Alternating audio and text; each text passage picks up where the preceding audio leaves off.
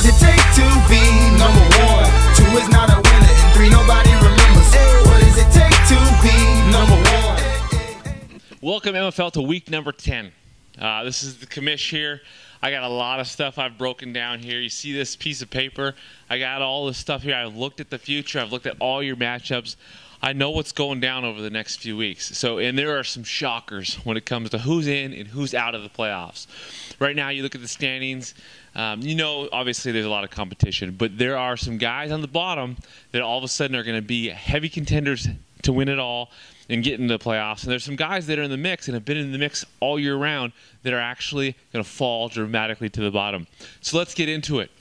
We got 2 teams that I know will not make the playoffs, but one of them has just been on top of the league the whole year, and the other one's been on the bottom the whole year. But SB, who's been at the bottom, he's actually is gonna make a run. I mean, maybe win 1 out of the next 4, but still, I think he's going to finish at 5 and 8 with a chance at 6 and 7 if he gets an extra upset in there. SB, he's been valiant all year long, trying to make moves, make his team better, but he's going to fall short, but not without effort.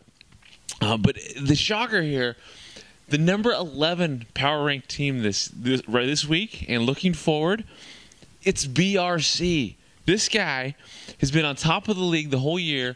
And when Le'Veon Bell went down, his dreams and hopes went down with it. I got him finishing with his schedule remaining, finishing at 5 and 8. Wow, not another win the rest of the season. If he gets lucky, he may pull off an extra win and finish at 6 and 7. But at 6 and 7, I don't think he's going to make it in, given points and tiebreakers and all the competition above. So that's a shocker. BRC number 11. If we go to number 10, this is another just blows me away, but it's factual. The stuff's right here. F and Eddie, the league's current point leader by a lot of points. His schedule is going to allow him to finish at 5 and 8, maybe 6 and 7 if he pulls off an upset. But 5 and 8, 6 and 7. If he can get to 6 and 7 and somehow the last tiebreaker spot is a 6 and 7 record, then he should be okay. But I don't think it's going to happen. The number 9 team is idiots, and actually this guy I think could even make the playoffs. Like, there's a chance that this guy, I got him projected at 5 and 8, but he's got 3 games that are completely up in the air this season. In fact, week 12 against the King, I think he might win that one. So there's a chance he can go 6 and 7 out of nowhere and compete for that last playoff spot. At number 8, we got JL Showtime. I got him projected at 6 and 7, but he's another team that has 3 matchups that are completely up in the air. It's hard to say exactly if he's going to be, 7 and 6, 6 and 7, or 5 and 8. He's going to compete, we know that, but he might not make the playoffs this season. And then number 7, Mile High Star. What a comeback. He's 4 and 5 right now, but he's going to win the next couple weeks, and he's going to get to 6 and 5. It's just a matter of how he finishes in those final 2 games. But Mile High, I got him projected at 7 and 6, competing for the last playoff spot via tiebreaker. There's a chance he could finish 6 and 7, might be more likely, but I got him at 7 and 6. And then at number 6, I have Jackpot squeezing into the playoffs for the first time in forever. The king of the toilet bowl. I got him projected at 7 and 6. There's a chance that he could go to 6 and 7, so it's going to be close. We're going to look at a couple of the huge matchups in the next few weeks in just a few minutes. And number 5, I got Hall of Famers. The guy's doing well, but I got him finishing at 7 and 6. There's a couple, he lost that close squeaker a couple weeks ago, and I think that he's going to finish 7-6 and make the playoffs. And at number 4, this is just a shocker. This is a shocker. You guys are going to be blown away by this. But Spinal Tappers, who's been at the bottom couple teams the entire season, his schedule sets him up. Get this. I have a prediction of 8 and 5.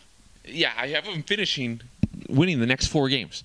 There's a chance, a stronger chance probably that he finishes at 7-6, and is battling for that tiebreaker spot. But Spinal Tappers, my number 4 ranked team, could actually finish at 8-5 at a tie for the league lead in wins. More likely 7-6, but watch out for Spinal Tappers. His matchups are very impressive. Great way to finish the season. And at number 1 through 3, we got 3 teams that have a true chance at winning the regular season. King Fantasy and Team RPM both are 5-4 right now, I believe. 4 more games. I think that they're each going to at least win 2 out of the next 4, giving them 7 wins. And it really kind of comes down to those key matchups, which each team has, that will kind of determine the final standings. And then at number 1, just because of the advantage right now being at 6-3, Chappie, I think he's got the easiest chance to get to 8-5. But with the loss of Dion Lewis, there is a chance that he just splits the next couple weeks, goes 8-5, and ties for the league lead. I do not see him going for 9 wins. There's another chance that he could go 1-3 and actually finish at 7-6. But I really think that, again, top 3 teams, Chappie, RPM, King, we all have our problems. Chappie has lost Dion Lewis. RPM has Eddie Lacy at running back, but fortunately he's got a handcuff.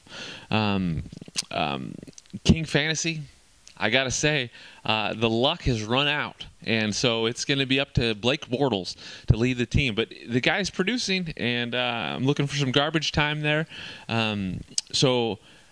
Basically, there's the top 6 teams that I see going in the playoffs. Chappie, RPM, King Fantasy, Spinal Tappers, Hall of Famers, and Jackpot. Teams on the cusp of the playoffs that could get in if the ball bounces their way: Mile High, JL Showtime. Long shot, Idiots, and Effin.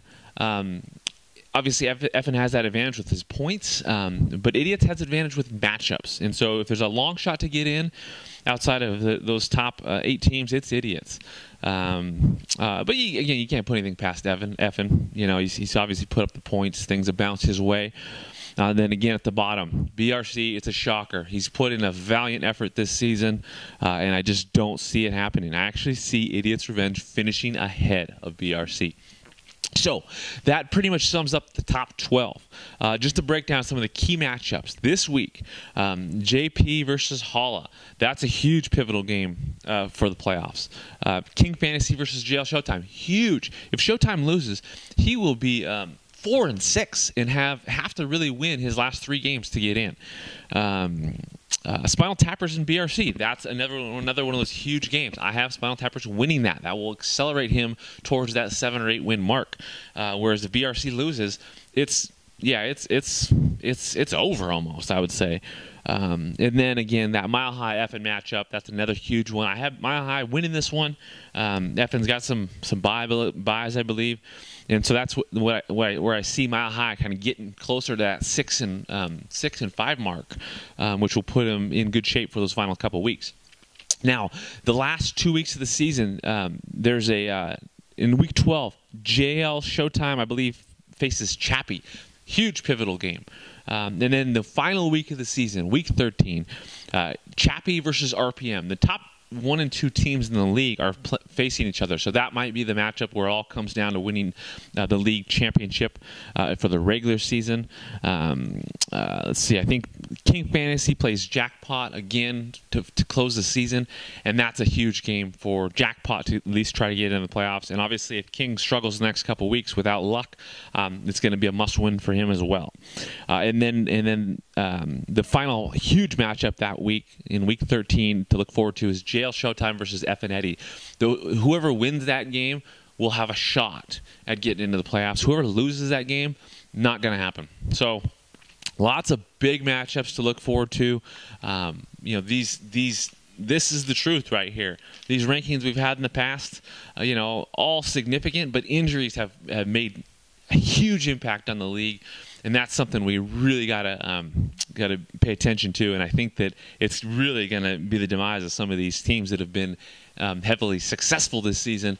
And it's really all about perseverance. If you can manage to get through some of these big losses because of the depth that you've accumulated over the season, you're going to get into the playoffs. If not, you're in trouble. And there are teams like JL Showtime who just have, you go to a news feed with all the injury reports, and his whole team is on the list. So there's guys that are just cursed, and JL Showtime, I believe, is cursed this season, which will probably make him even a more angry fantasy player next season. And if he gets into the playoffs, I wouldn't say that there isn't a strong chance that he'd win it all, because this guy has got some grit. But everyone in this league can compete.